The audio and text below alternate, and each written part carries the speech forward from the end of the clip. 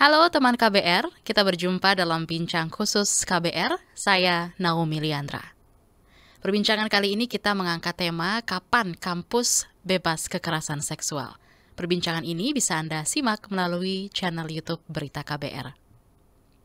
Dua kasus kekerasan seksual di kampus besar UGM dan Universitas Padjadjaran menyita perhatian publik. Di UGM pelakunya Edi Meyanto, bahkan berstatus guru besar di Fakultas Farmasi. Korbannya sebanyak 15 mahasiswi S1 hingga S3. Sedangkan di Unpad, pelakunya Priguna Anugrah Pratama, mahasiswa program pendidikan dokter spesialis PPDS Fakultas Kedokteran. Ia memperkosa anggota keluarga pasien saat bertugas di Rumah Sakit Hasan Sadikin. Dua kasus itu menambah daftar panjang kekerasan seksual di perguruan tinggi. Komnas Perempuan juga mencatat ada sebanyak 1.133 kasus kekerasan seksual di lingkungan kampus. Lalu bagaimana Kementerian PPPA merespons dua kasus ini dan bagaimana mendorong pemenuhan keadilan bagi para korban dan apa saja upaya ekstra yang harus dilakukan untuk memastikan kampus ramah terhadap perempuan? Kita akan perbincangkan bersama dengan Wakil Menteri Pemberdayaan Perempuan dan Perlindungan Anak PPPA, Veronika Tan. Sudah bersama kita di sini melalui Zoom. Selamat pagi, Bu Vero. Selamat pagi, Mbak Naomi. Salam sehat. Salam sehat, terima kasih sudah bersedia hadir di Bincang Khusus KBR pagi hari ini. Baik Bu Vero, Unpad sendiri sudah bertindak cepat ya dengan memecat mahasiswa berinisial PAP dari Fakultas Kedokteran Unpad. Nah di UGM sendiri kan juga sudah membentuk Satgas PPKS untuk menangani kasus kekerasan seksual yang dilakukan oleh guru besar UGM. Bagaimana dari Kemen PPPA ini merespon kasus dan juga penanganan kekerasan seksual KS yang terjadi di dua kampus ternama UGM dan Unpad ini? Apa saja catatan penting Anda? Silakan. Tentu di Kementerian kami lebih menangani ke korban ya. Hmm. Bagaimana eh, kita mendampingi korban. Dan setiap daerah kita mempunyai UPTD yang didampingi oleh psikolog klinis tentu. Dan sekarang korban yang sudah ditanganin oleh psikolog klinis di UPTD PPA Jabar ya. Mhm. Dan tentu kita bukan masalah soal kita bagaimana empati, Ya. tapi hukum itu harus benar-benar ditegakkan. Jadi ada satu punishment yang benar-benar maksimal kepada pelaku-pelaku sehingga itu bisa di-stop sebenarnya. Nah, tentu korban yang sudah terjadi paling kita bisa mendampingi, tapi bagaimana kita mencegah melalui kasus-kasus yang terjadi dengan hukum yang setimpal dalam perspektif perempuan tentunya. Jadi kadang-kadang yang terjadi adalah bagaimana ketika hukum itu dilakukan, hakim yang hakim yang memutuskan itu harus mengerti isu perspektif perempuan karena bagaimanapun ini adalah sebuah pelanggaran moral. Banyak sekali kasus-kasus tentu ini seperti gunung es ya. Mhm. Jadi kita lihat dalam beberapa bulan ini saja yang kasus polisi, yang di Kupang, yang pedofil, Ya. tentu sampai pada hari ini kita melihat itu aja yang di blow up. Tapi yang ada di bawah dasar seperti gunung es, di bawahnya itu kita belum bisa laksanakan. Tentu ada yang belum berani lapor, karena balik lagi itu adalah sesuatu yang malu untuk dilaporkan. Tapi kita melihat begitu banyaknya masalah dan hanya sedikit yang ke expose dan kita melihat yang ke expose itu adalah para oknum-oknum sebenarnya. Dan bagaimana kami dari kementerian mendorong secara hukum yang pasti untuk bisa memastikan hukuman maksimal. Hmm. Dan kalau misalnya pelaku pada pedofil, itu juga ada hukuman eh, undang-undang kebiri, tapi proses pelaksanaannya. Dan kedua, bagaimana memberikan hukuman maksimal dalam perspektif perempuan. Jadi tidak hanya dihukum sebentar atau hukum berdasarkan apa, nanti balik-balik ujungnya hukuman itu menjadi ringan. Mhm. Dan ketiga, memastikan setiap kasus-kasus yang terjadi itu dikawal. Jadi kita sedang membentuk sebuah satgas bagaimana supaya setiap kasus-kasus ini tidak tenggelam. Karena proses kasus ini lama. kadang-kadang ketika isu baru terangkat beberapa lama lagi, ketika dikawal, tidak dikawal, isu itu akan tenggelam, kasus itu akan tenggelam. Muncul lagi kasus baru. Nah, bagaimana dari Kementerian Pemberdayaan Perempuan PPPA ini, bagaimana kita membuat satgas itu menjadi sebuah solusi untuk mengawal. Untuk kita akan mengajak LSM, kita akan mengajak Komnas HAM semua untuk melakukan ini sebagai sebuah satgas. Bagaimana kita mengawal kasus-kasus. Kedua, kita sedang dalam kementerian kita ini sedang membuat kita punya SAPA 129, tapi kita tahu bagaimana mengelola SAPA 129 itu menjadi sebuah integritas dan integrasi antar semua pihak dari polisi, dari hukum, dari HAM itu menjadi satu kesatuan, tentu bekerja sama dengan pengacara, psikolog klinis, dan psikolog-psikolog rumah sakit itu menjadi satu integrasi ekosistem, tapi platform ini sedang kita benahi. Dan tentu ini punya waktu yang agak panjang karena kita mendidik sumber daya manusia yang benar-benar punya hati bagaimana menolong pertama kepada korban-korban itu ke safe house atau ke tempat yang aman dulu sebelum kasus-kasus diproses. Nah, Ya. itu masih menjadi sebuah PR dari kita, tapi yang dari kementerian kami benar-benar mendorong bagaimana hukuman maksimal itu diberikan, apalagi untuk generasi-generasi, apalagi mental dan etik yang sudah degradasi ya, Ya. karena tidak adanya hukum yang setimpal untuk para pelaku-pelaku ini. Oke, baik. Mungkin bisa disampaikan kembali secara lebih spesifik begitu ya dari Kemen PPPA mengawal penanganan kasus kekerasan seksual di dua kampus tersebut, Bu, dari Unpad dan juga UGM. Seperti apa pengawalannya? Yang pertama adalah kita sudah berkoordinasi dari Kementerian PPPA dengan UPTD PPA Provinsi di Jogja. Jadi yang sudah diberhentikan tetap dari jabatan dari dosen, tentu berikutnya UPTD PPA di Jogja akan mengundang rapat resmi dengan Satgas UGM setelah itu. Terus Oke. yang kedua adalah Mhm. yang RF berinisiatif yang di apa yang di Unpad itu Ya. Polda dibantu RSHS dan juga Unpad. Psikolog klinis di UPTD PPA Jabar juga sudah mendampingi korban ya yang ada di Jawa Barat. Kira-kira seperti itu yang sementara ini. Oke, lalu Bu Vero, Direktur Pembelajaran dan Kemahasiswaan Kementerian Pendidikan Tinggi, Sains dan juga Teknologi Belmawa Kemendikti-Saintek, Berry Juliandi bilang kepada Ruang Publik KBR bahwa Kemendikti-Saintek bersama dengan Kemenkes akan bentuk komite bersama dan juga berencana menyusun pedoman dalam pencegahan dan juga penanganan kekerasan di pendidikan kedokteran. Apakah dari Kemen PPPA ini akan dilibatkan juga, Bu? Dan bagaimana nih memastikan supaya upaya ini efektif untuk melindungi perempuan dari tindak kekerasan seksual di lingkungan pendidikan? Betul. Dari Kementerian PPPA tentu kita akan mencoba mengawal ya, karena basically kita kan lebih lebih ke arah pelaporan sebenarnya dan pendampingan. Nah, kebijakan rekomendasi strategis yang bisa diberikan adalah modul wajib nasional seperti etik medis dan pencegahan kekerasan dalam semua program PPDS melalui Dirjen Dikti dan Dirjen Yankes yang memang akan ada satgasnya dengan sertifikasi etik dan empati klinik sebagai syarat naik tingkat PPDS. Pembelajaran dilakukan dengan simulasi empati dan edukasi kekerasan seksual. Nah, itu harus dilakukan. Satgas etik klinis dan keamanan pasien di RS Pendidikan diperkuat dan diwajibkan melalui peraturan menteri melakukan pendampingan psikolog dan ahli hukum di rumah sakit terhadap korban secara langsung sehingga tidak saling lempar tanggung jawab ya. Serta evaluasi rekam jejak etik setiap calon PPDS oleh Komite Etik Independen. Dilengkapi dengan pemasangan CCTV bila memungkinkan untuk setiap ruang tindakan, lorong isolasi, Hmm. dan area edukasi pasien, serta penyediaan panic button digital dan fisik bagi pasien rawat inap dan keluarga. Sistem pelaporan anonim itu perlu mungkin terintegrasi nasional, kolaborasi tentu Kemenkes, Kemdikbud, LPSK melalui hotline khusus. Dan ini akan dicoba dijadikan satgas juga. Audit etik tahunan RS pendidikan oleh lembaga independen oleh Kemenkes dan Badan Akreditas Rumah Sakit dan juga indikator kekerasan seksual.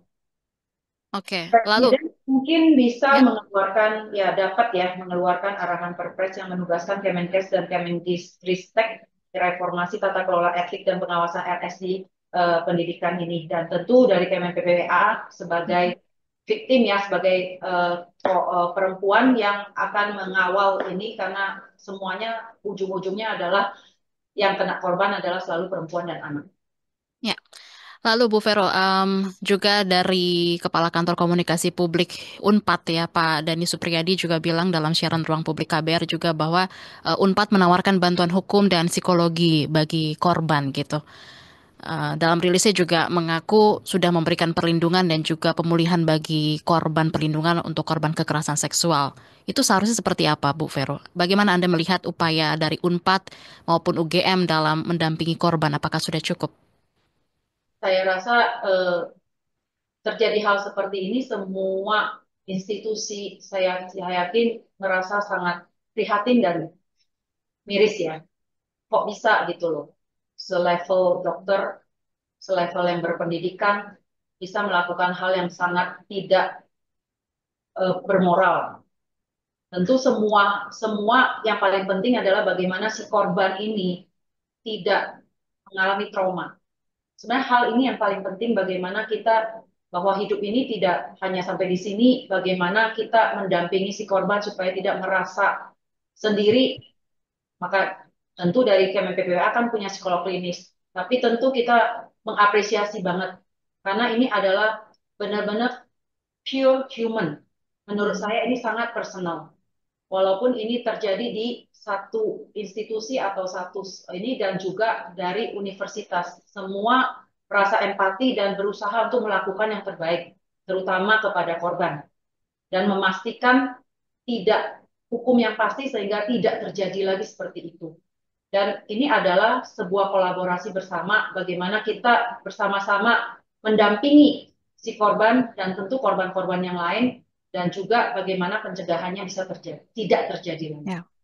Nah, berkaitan dengan hal ini, Bu Vero, kita kan juga sudah punya Undang-Undang TPKS dan juga sejumlah aturan turunan ya, seperti Peraturan Pemerintah PP nomor 27 tahun 2024, Perpres nomor 55 tahun 2024 juga tentang perlindungan dan pemenuhan hak korban tindak pidana kekerasan seksual, dan juga ada eh, Perpres nomor 9 tahun 2024 tentang penyelenggaraan pendidikan dan pelatihan terpadu bagi aparat penegak hukum. Tapi kenapa kasus kekerasan seksual di pendidikan tinggi ini masih terus berulang, Bu? Apa saja sebenarnya tantangannya? Ya, di, di kementerian kami kan kita lagi membuat turunan ya, sebenarnya dari Undang-Undang TPKS ini. Peraturan juga sudah ada. Balik lagi itu adalah menurut saya hukumnya. Dan ketika peraturan-peraturan itu dilakukan, apakah sampai di bawahnya itu dilakukan nggak dan dilaksanakan? Peraturan tentu sebuah pedoman, tapi balik lagi bagaimana kita mengeksekusi itu menjadi sebuah PR. Dan tentu peraturan yang dibuat dengan eksekusi yang dijalankan itu harus dibarengin dengan insentif dan juga punishment. Hmm. Kalau tidak ada punishment di bawah, tidak ada target, tentu semua yang diutarakan itu hanya menjadi sebuah bahasan belaka. Jadi dari kementerian kami tentu dengan adanya kasus yang demi kasus, kita tentu mendorong bukan hanya di peraturan, tapi bagaimana merealisasikan semua peraturan itu menjadi sebuah eksekusi yang gampang dan ada punishment yang mengikutinya sehingga tidak sembarangan. Mungkin Ya, seperti oke. Balik lagi kita kalau ke kasus KS di lingkungan pendidikan ya, Bu Vero. Bagaimana Anda melihat upaya lembaga pendidikan, khususnya pendidikan tinggi, dalam mencegah dan juga menekan angka kasus kekerasan seksual di kampus sejauh ini? saya rasa ya pendidikan itu memang harus masukin sebuah program bagaimana mempersiapkan para perempuan, tentu para mahasiswi-mahasiswi itu untuk alert ya, dalam arti eh, gambaran seperti apa ketika kasus, untuk mencegah kasus-kasus terjadi. Kadang-kadang kadang-kadang dan karena budaya mungkin kita selalu terpaku untuk tidak membicarakan soal seksual kekerasan yang sepertinya tabu, tapi pendidikan, edukasi, etik untuk pembelajaran itu penting banget menjadi sebuah program. Jadi kalau kita mendidik anak itu atau mendidik siapapun itu tidak bisa cuma one time. Itu harus dijadikan program rutin. Bagaimana seorang perempuan itu tahu ketika ada strangers yang datang, apa ketika ada eh, hal-hal yang sebenarnya itu menjadi alarm buat perempuan bahwa oke, okay, ini udah dalam daerah-daerah yang bahaya. Jadi pengetahuan-pengetahuan tentang itu harus diberikan kepada eh, pendidikan institusi untuk sebagai program. Karena kadang-kadang itu mungkin tidak ada di dalam kompal pelajaran, tapi itu merupakan sebuah apa sih yang sebenarnya harus kita siapkan, apa sih yang harus kita sadari, apa sih yang harus menjadi uh, mindset dari seorang para mahasiswa-mahasiswa itu dalam menanggapi hal-hal yang mungkin bisa mengarah kepada kekerasan, merasa pada seksual yang abuse atau apapun itu. Jadi program-program seperti itu harus dilakukan terus-menerus untuk mendidik mahasiswa-mahasiswa kita. Kira-kira mungkin itu juga menjadi program dari Kemen PPA, bagaimana kita roadmap kepada sekolah-sekolah untuk memberikan pendidikan itu, untuk kesadaran supaya mahasiswa itu alert kalau ada bahaya-bahaya kekerasan seksual yang mungkin akan approach, tapi pelan-pelan. Tadi Anda sempat menjelaskan pentingnya pengetahuan perempuan soal kekerasan seksual. Nah, Betul. apa ada upaya edukasi soal ini, Bu, ke perguruan tinggi khususnya mungkin di daerah gitu yang dilakukan oleh Kemen PPPA? Sampai hari ini kita masih berusaha untuk membuat program itu bersama dengan Dikti ya tentu ya, juga dengan Dikdat. Jadi ini juga menjadi sebuah program karena pencegahan itu penting dan modul-modul ini yang bisa kita akan kerjasamakan untuk karena begitu banyaknya kasus yang terjadi, ini menjadi program yang harus dilakukan dan dilaksanakan sebagai bagian dari kurikulum pendidikan, apalagi kurikulum pendidikan seksual yang sehat dan kesetaraan gender. Lalu Bu Vero, bagaimana nih bisa memastikan pihak kampus supaya memenuhi hak dan juga perlindungan bagi para korban dan juga bisa menerapkan sanksi tegas bagi pelaku? Ya, balik lagi itu harus kolaborasi semua ya. Jadi tetap kita hanya bisa menggerakkan dan kita mengajak kolaborasi, tapi kita akan mencoba beberapa pilot untuk mengembangkan kurikulum pendidikan seksual yang sehat dan setara gender ini ke setiap sekolah. Dan ini akan menjadi tugas dan PR buat khususnya ke Kemen PPPA ini untuk bergerak bersama. Oke, berikutnya Bu Vero, soal ramah perempuan begitu ya. Seperti apa nih upaya dari Kemen PPPA supaya bisa mendorong perguruan tinggi biar bisa lebih jadi ramah perempuan dan supaya kasus kekerasan seksual ini tidak terulang kembali lagi? Ya sebenarnya menurut kami ya kalau ramah perempuan itu ya kita sebenarnya harus memberikan semua ruang itu perempuan merasa safe ya sebenarnya ya. Jadi mungkin semacam ada penyediaan panic button juga, ya tentu ada di setiap lorong atau apa ya tetap ada pengawasan-pengawasan CCTV ya. Daerah-daerah yang, karena kan kalau sekolah itu kan banyak sekali ruang juga gitu loh. Tapi itu kan sebenarnya public space ya untuk setiap anak-anak dan Ya. adanya rasa aman, rasa safety dengan adanya panic button dan juga adanya CCTV itu menjadi hal yang penting ya untuk membuat semua transparan. Nah, ini adalah salah satu ya upaya supaya perempuan terasa aman. Hmm. Untuk menciptakan lingkungan ramah perempuan itu, sistem pelaporan yang aman dan rahasia itu penting. Tersedianya jalur pelaporan yang aman, rahasia, dan tidak mengintimidasi, baik online maupun offline. Memastikan pelapor tidak mendapatkan stigma, diskriminasi, atau pembalasan dari pelaku atau institusi. Itu juga menjadi satu hal yang penting selain CCTV dan juga uh, panic button itu ya. Mhm. Terus buat kami adalah dari Kementerian PPPA tentu terus berjuang bagaimana melindungi para perempuan dan anak. Pastikan semangat bersama ini ada untuk kita terus memerangi kekerasan. Jangan patah semangat, tapi teruslah bersama-sama menyuarakan kepastian hukum, dan tentu kami juga dari Kementerian PPPA selalu bergerak untuk terus membuat sistem yang lebih baik. Tapi kita berharap ini menjadi sebuah kolaborasi bersama dengan LSM, masyarakat, dan semua institusi yang bergabung bersama dengan kami untuk memperjuangkan eh, keadilan, kesetaraan, dan juga melindungi perempuan dan anak-anak kita dari semua yang membahayakan. Baik, Semangat, jangan patah arang, tapi teruslah kita berjuang untuk masa depan anak-anak kita. terima kasih Wakil Menteri Pemberdayaan Perempuan dan Perlindungan Anak PPPA Veronica Tan. Terima kasih juga untuk teman KBR yang sudah menyimak bincang khusus KBR hari ini. Saya Naomi Liandra undur diri. Salam.